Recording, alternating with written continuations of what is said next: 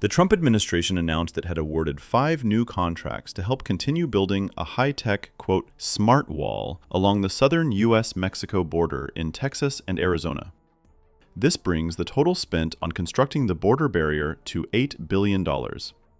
In total, when completed, the border wall is expected to include 1,418 miles of new primary smart wall, 536 miles of a waterborne barrier system, and 708 miles of secondary border wall.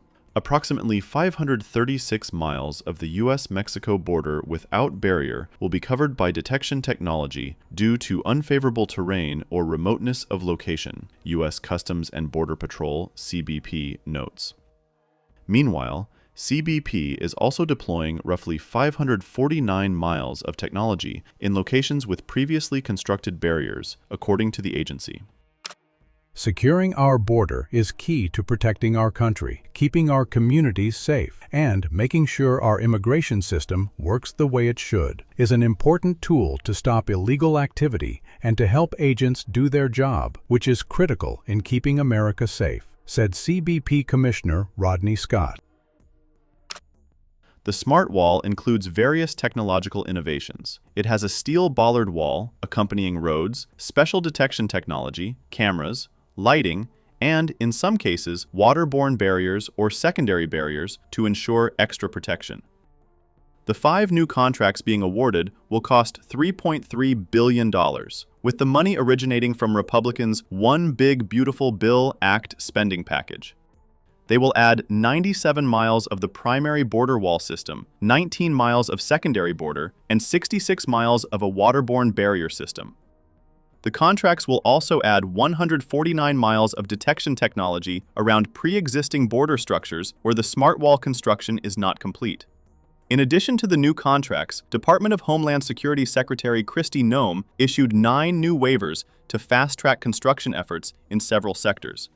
You know, when he campaigned to get elected as President of the United States, he promised the American people that he would secure our border, that he would ensure that the invasion of the illegal criminals that were coming into our country under the Biden administration would be stopped, and that he would do all that he could to restore the safety to our American communities. And he has done exactly that.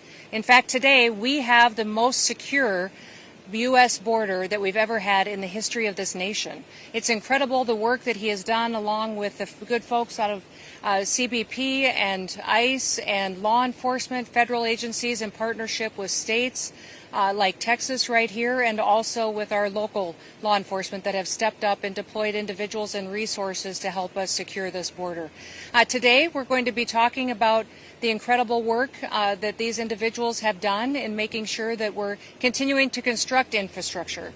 And when you look at what is behind us as far as the wall that is being built, you see obviously the structure, but also there will be more added to it as far as technology, cameras, sensors that will ensure that it will be secure far into the future, and that will be efficient as well with our resources and our individuals and our agents that are out here on duty day and night making sure that America is safe. Remember that a nation without borders is no nation at all, and we're so thankful that we have a president that understands that and understands that a secure border is important to our country's future.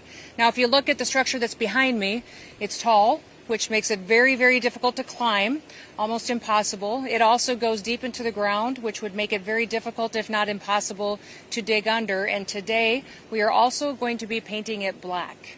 That is specifically at the request of the president, who understands that in the hot temperatures down here, when something is painted black, it gets even warmer, and it will make it even harder for people to climb. So we are going to be painting the entire southern border wall black to make sure that we encourage individuals to not come into our country illegally, to not break our federal laws, but that they will abide and come to our country the right way so that they can stay and have the opportunity to become United States citizens and pursue the American dream.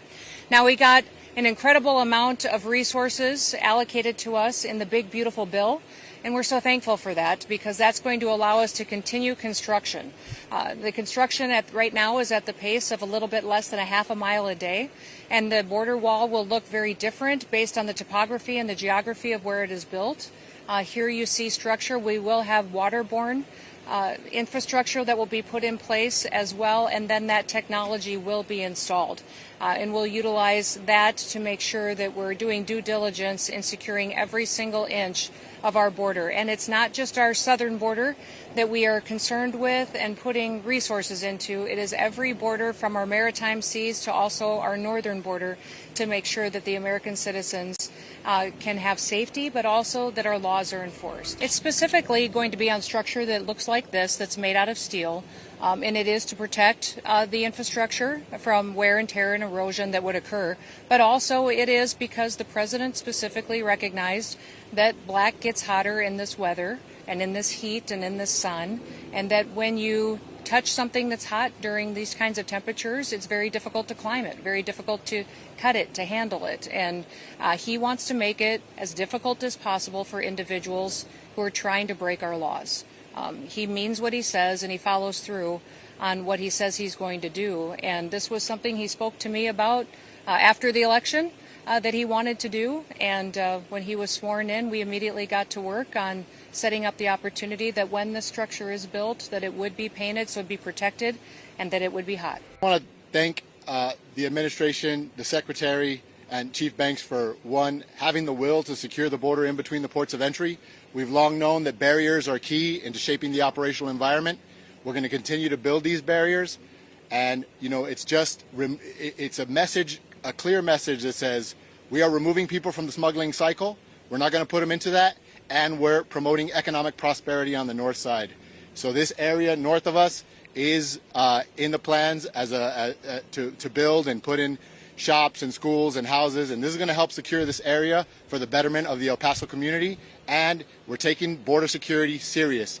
I've been through 6 different administrations, and I can tell you I've never felt the support from our leadership than I feel today, and that's under the leadership of our secretary. I'm proud to stand here with her, and I want to thank you for being out here to get our message to the community so that they know why border security is important to national security. In 2023, we had one day where there were 2,300 people apprehended by the U.S. Border Patrol. We are now apprehending, on a 7-day average, about 41 people a day. And you ask, who are those individuals? The majority of them are single adults. The majority are from Mexico, followed by Guatemala and Ecuador. And those individuals are not unlike the 3 years before this, where they were following our Border Patrol agents, tracking them down, and we were stuck preserving life, and we had to take them out and get them out of the area, and no Border Patrol agents were patrolling the border. Unlike that, they are running from us. They're trying to utilize tunnels. They're trying to move left and right of our deployments, and we're apprehending those individuals. Our gotaways are the lowest they've ever been, and we're working with the Department of Justice. We're putting criminal charges. Since 1929, 8 U.S.C. 1325 has been a crime in the United States. We're putting criminal charges on those individuals, applying consequences, and our partners in ICRO are removing those individuals from the United States. But they are individuals that are actively seeking to get in, the people we should have been focused on for the entirety of our Border Patrol careers, and we're not dealing with those asylum seekers and those individuals that commit a crime by entering illegally and still are in our process. So those are the individuals that we're seeing, ma'am. 7-day average is 9.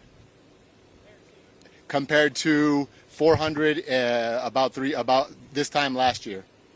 So, and that's key, right? Messages mean, and words and messages matter. It is not okay to enter the country illegally, and somebody's finally saying that. That's our leadership here in the U.S. government, and we're, as the Border Patrol here in El Paso sector, I can say on the behalf of the men and women of El Paso sector, who I am greatly appreciative of, that we are proud to enforce these laws, and the morale is better than it's ever been because we are doing our national security job, and we are keeping this area safe.